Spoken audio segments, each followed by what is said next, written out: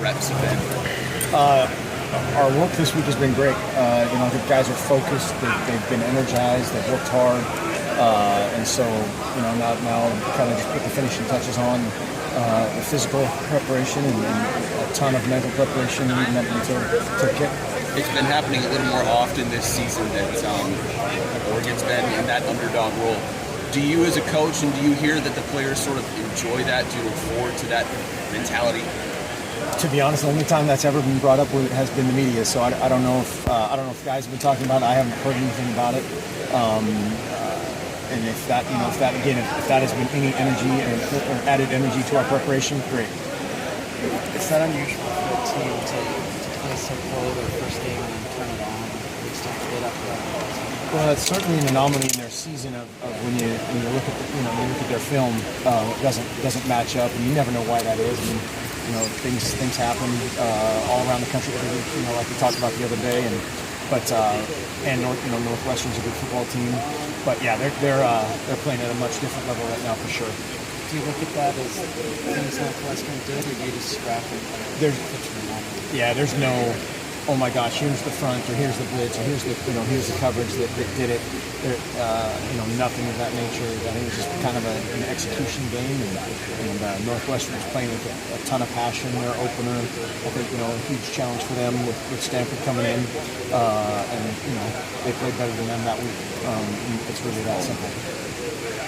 I asked DeForest if he felt like the defensive line's depth was better than previous years, and he agreed.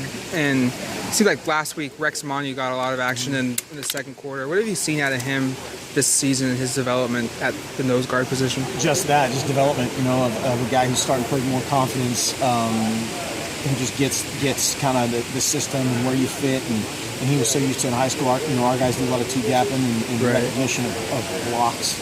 And you're so used to it in high school, you just rip it and go tackle the guy.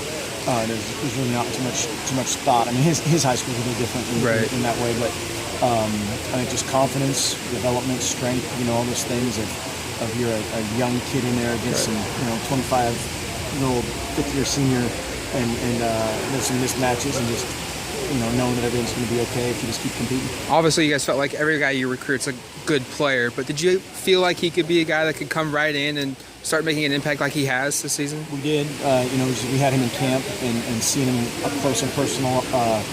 Coach Wood always joked about he could start on the offensive line, or certainly as a defensive player, we knew he had a chance. Much along the lines of Canton and some of those other guys. Jalen, is really coming into his own as well. So I think the future's right there. It seems like for maybe the first time you guys used a 4-2 set against Cal at all. Is that new, or is that kind of just always been in your back pocket? No, we've used that quite a bit this year, just in mostly in nickel situations, pass rush situations, trying to get guys on edges a little bit more. But yeah, that's something we've done. Okay. A sprinkling of, I wouldn't say every game, but almost. Right. Almost every game. Okay. Talk about